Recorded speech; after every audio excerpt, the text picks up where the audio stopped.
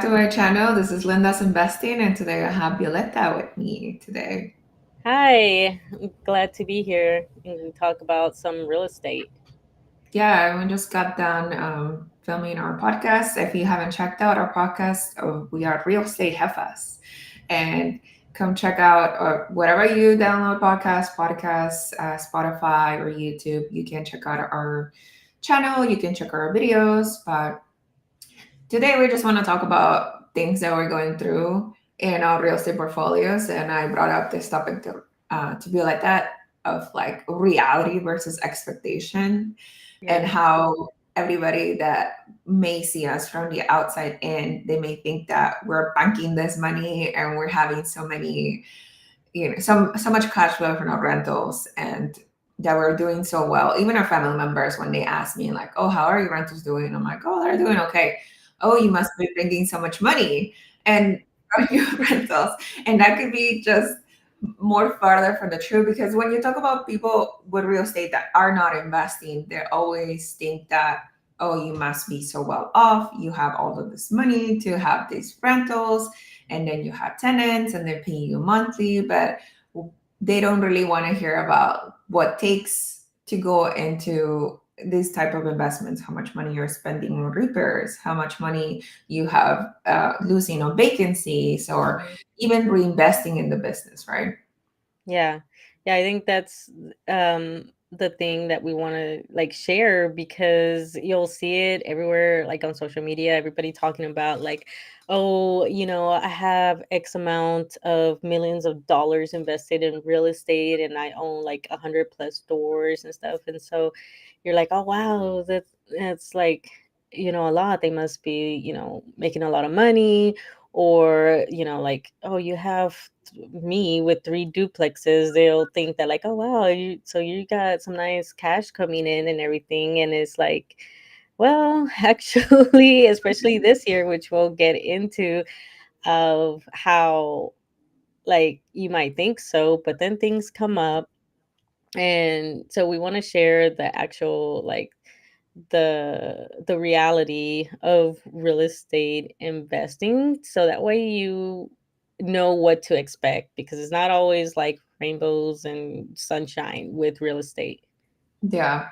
And then when you're running the numbers, like prior to doing the actual investment, you're running the numbers and you're saying like, oh, I'm gonna make $300 after everything is paid, and Hmm. that's gonna make like 3,600 every year and all of the things, and then you're like trying to hit that target, and it could be very well that you do right, like the first year that you got a Hmm. rental, you do hit that target, but the more that you grow, the more properties that you have, the more things that could go wrong. And Yeah. this is not by any means trying to discourage you, but to set the expectation a little bit like more realistic. So when Yeah. we talk about real estate, I when I started getting around real estate, I knew that by me putting myself next to a lot of other investors, then I would get more of like a true story. And then it's going to suck because it is a business that you're going to put into work, right? Like Hmm. the biggest lie about real estate is passive. It's not that passive. Like you're Hmm. gonna have to put some work into it, and not just like if you have a property manager managing the property manager, but also incurring all of the repairs and the maintenance that you're going to have because these are real properties with real problems, with real plumbing, with real electricity, with real like tenants, with real toilets and turnover that you're going to. Yeah. So for example, one of the things that I talk to Violeta is like I haven't profited not even one penny from my real estate portfolio up until now, and this is me investing actively from the last 3 years. Hmm. I have 11 rentals, and the reason for that is because I keep getting into rehabs, right? Like I'm buying rehabs. I'm doing this to myself, but I'm buying rehabs so I can put the money that I'm leveraging, paying interest on that money, and finishing up the rehab, and kind of paying back my debt. But also, Hmm. every cash flow that I get monthly is getting reinvested or fixing something else from the future rehab that I'm getting. So Yeah. in that particular timeline of like whatever money I am getting, it goes right back into the business because of the rehabs that I'm doing constantly. Yeah, and I think that's the first reality check is that, and you kind of already mentioned it with calculating your cash flow, because that was me. The first property that I bought, like I think that's kind of like sometimes you get lucky with that first property, and then it sets you like, oh wow, like I'm making money. Because when I did the calculations for that first property, that first year I did really good. I think I had uh, a cash on cash return of like 23% on the first year.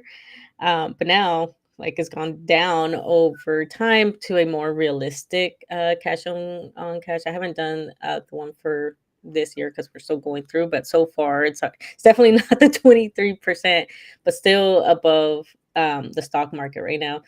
Uh, but what you were mentioning is that like you're not going to see that money in your pocket. You're saving it up and one going to reinvest it, but then you were talking about how you're fixing them up and want to get a little bit into that of the process of stabilizing a property, because it's not like you just buy the property, you did the calculations, and then, oh wow, I'm going to get like $400 a month. That's awesome.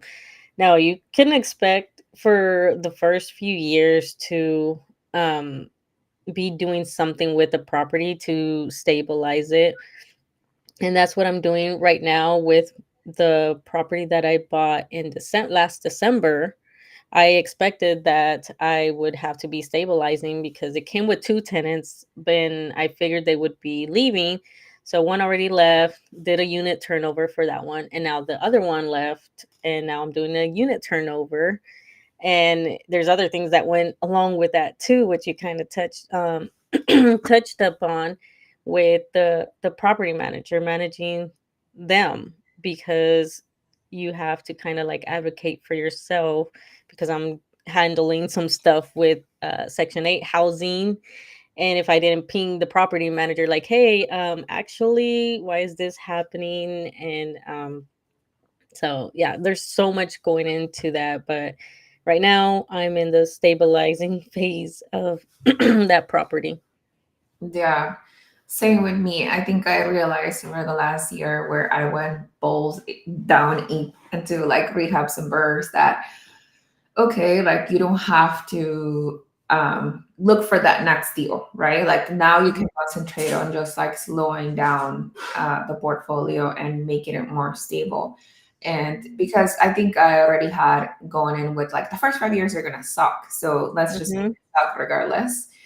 That doesn't mean that you can take your time and then make the proper stable. Like the goal for me is to have like all those big ticket repairs in the beginning because I'm doing so many bursts. So like that means new Hmm. furnaces, new water heaters, new flooring, new carpet, new roofs, like new kitchens, new bathrooms. So I'm trying to front load all of those Hmm. expenses and have my portfolio account for all of that like in the first 5 years, so I'll have like an easier 5 years for the remaining. But you still don't never know, and but I am constantly putting money into my portfolio from my active income from my W2. Hmm. And hopefully I think I'm now going to concentrate of like building more reserves as well. Yeah. So, like when I hit that 5 years, not only did I front load all of those big expenses, but I also have a good net of reserves as well. Yeah, that's a good way to say it, because you said earlier about treating it as a business, and you'll hear about like when you start a business, you don't expect to make income or be positive in the positive for 5, even 7 years. It takes that long to set up your business and growing it and stabilizing it, and all that stuff that goes with business. Each property is its own business. because each one has to you have to do so much stuff. And I think setting that expectation, like you were saying, is the first few years you want to really go at it and, fixing stuff. Because I did the same thing. I replaced the flooring for LVP, which is kind of pricey, but in the long term, it's going to work out because then I don't have to worry about like constantly replacing carpet. I'm doing that with the property that I was talking about. Now that this tenant moved out, I'm replacing, so the LVP and stuff. And, I also had to put new water heaters and all that stuff. And at the beginning, it's kind of like, I guess it can deter you because they're like, I'm actually putting money into it. I expected to take money out. But no, you want to do that in the first few years because then when you actually get to that point, like right now, yours is to be work optional. Now you've done all the bigger stuff, and then so now when you actually set out to be work optional and your goals that you want to accomplish, that's you don't have to worry about these houses, for the most part because you already did all the big stuff. And um, that's one thing that you have to realize that you're gonna have to do that at the beginning. Yeah, and I think you get stuck once you start investing and you get that first property. And like Violeta said, the first property went off like normally. What that'll help you get invested, like, oh, I can do this again. And then you're Mhm, looking for that next dopamine hit of the next deal. And then you want to talk about it, and you want to look at the market every day. And then you're like calculating your numbers every day. And you're getting excited, and you're trying to get into that next deal. But like when you hear the most experienced investors, they do tell you take your time because mhm, they're gonna happen that may kill your cash flow, right? Like a big expense, like nothing, like something that just came up into a duplex that I bought that I rehab that mhm, I didn't even think about is that I have a duplex top and down unit, and then there's external stairs, and the stairs don't have a roof over them.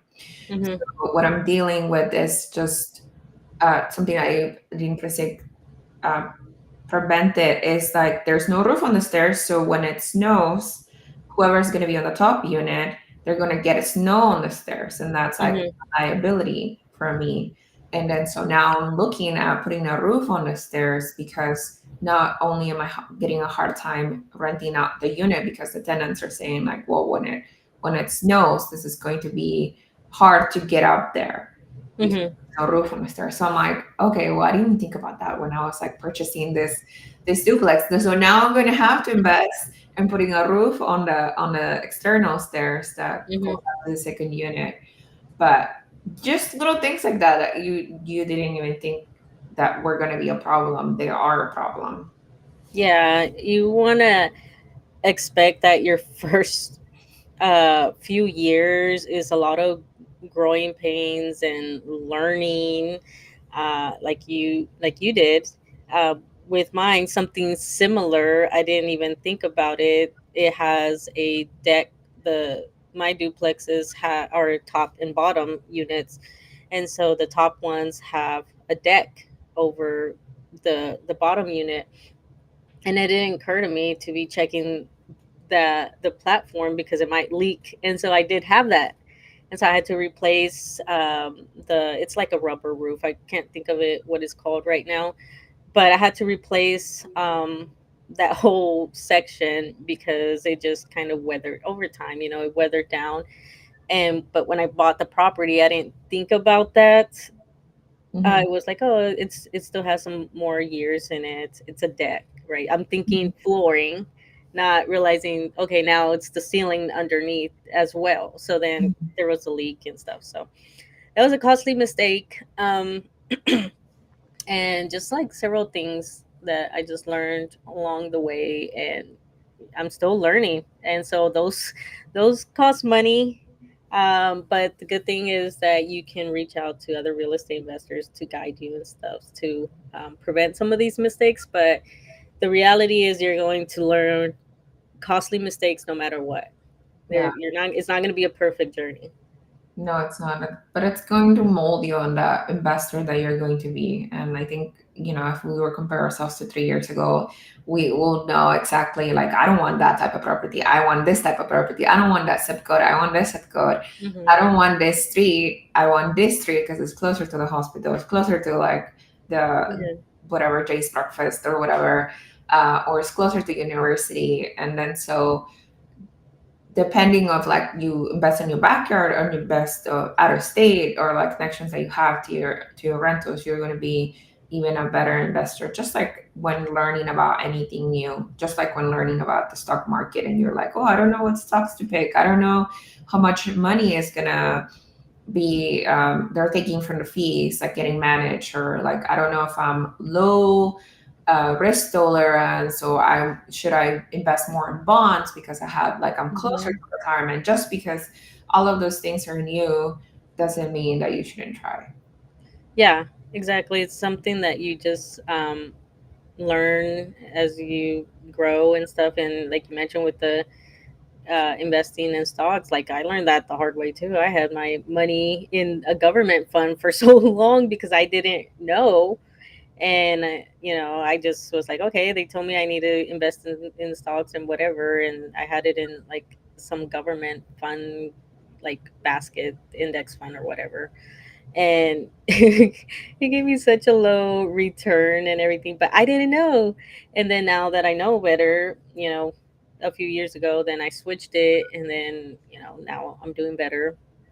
And same thing with real estate. People like change their strategy, and that's okay too, because you learn you what strategy works for you, what you like. Some people like to really go at it with like rehabs where they do the work themselves, and then they might change later to a different strategy because they end up um, maybe work is picks up, or they get a family or whatever, and then now they want to do something else, or they just want to explore some other things. That's kind of like um, kind of where I'm at right now. I want to explore something a little bit different, but that's still doable to me because I am limited with some of the things that I can do and my current risk tolerance. Yeah, and I want to give us a lot of praise too, because we are women, right? We like, I think yesterday was the anniversary of 50 years of Oh it's yeah. been it's been 50 years since a woman was allowed to get a mortgage by themselves without any male co-signing Hmm. their loan. And then so, it's only 50 years, so we can do great things like this. And then women are noted to be more conservative investors, and we are, I believe, we are more conservative than impulsive. And Hmm. so when we look at something, we definitely think about all the exit strategies before we even like go into touching an investment. And that's what I see also from the hesitation of like that our community, Latino community, we avoid that, and we Yeah. avoid like leveraging any type of loans whatsoever. And then that's why it's so hard to like get through uh, real estate investment too, because if you can invest in other avenues, when you see your money where it goes, as opposed to like trying to manage a property in itself, then there's that hesitation. But there are ways to do it. There are Hmm. people that are doing it. They might not be as representative on a real estate community for sure, but we are here to make sure that you do see us doing it. You do see us, you know, complaining about expectation versus reality, and telling you like, now I'm gonna have to spend money on a roof, on a stairs that did not foreseen, and I'm not able to rent a top unit because of that problem. So Yeah. you see Violeta here doing their turnovers, and even considering like last week you were telling me, considering flying there and doing the work yourself. That's something that Yeah. you're thinking about. And those are, challenges that are going to run in, but we deem them as profitable and in the future. And we're building that part of our business.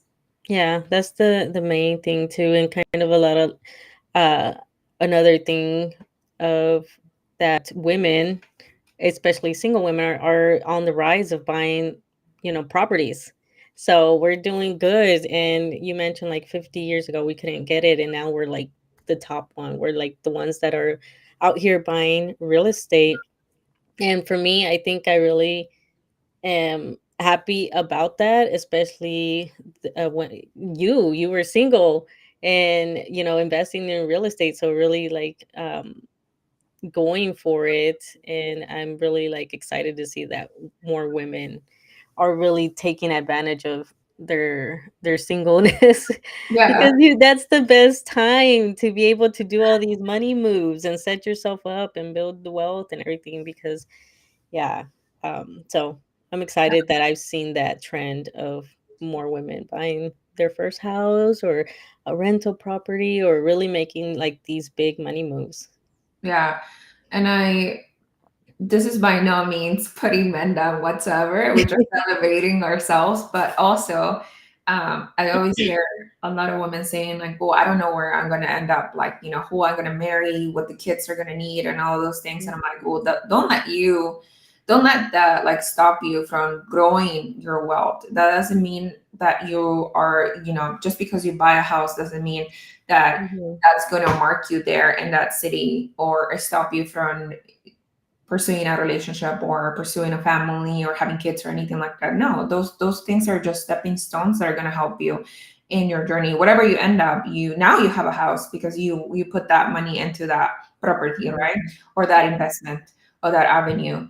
And then you're gonna go and have your relationship with whoever you end up with and build your wealth together. Like that, don't Mhm. let that make you a stop because you don't know where you're gonna end up. You make it yourself where you're gonna end up. Yeah, definitely do it for yourself. I know when I bought my first house, I wasn't thinking about like in my future husband or whatever. Like I was doing things for myself, and everything I've learned and the steps that I took throughout when I was single has helped out to where now I was able to buy like land and the house and everything like that. So all those skills and that knowledge that I learned along the way really you know, were helpful when I was having to like find my final home and everything like that.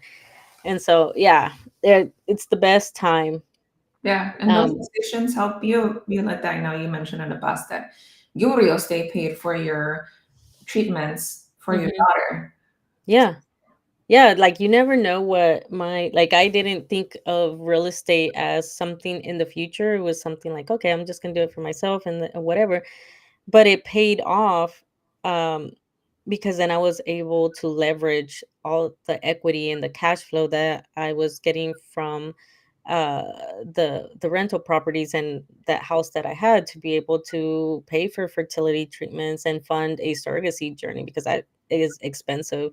But I was able to use all that, and now like I didn't have to take like still have a loan right now or anything like that. So yeah, you never know what it might fund. So don't worry about future uh spouse or anything like that. Do it for yourself. Yeah, for sure. And we're gonna be here every Saturday live. So if you want to tune in, that would be amazing. And then if you want to listen more, please tune in into Real Estate Half Us, our Mhm. podcast. It comes out weekly every Thursday. So don't miss that. And we'll see each other next week.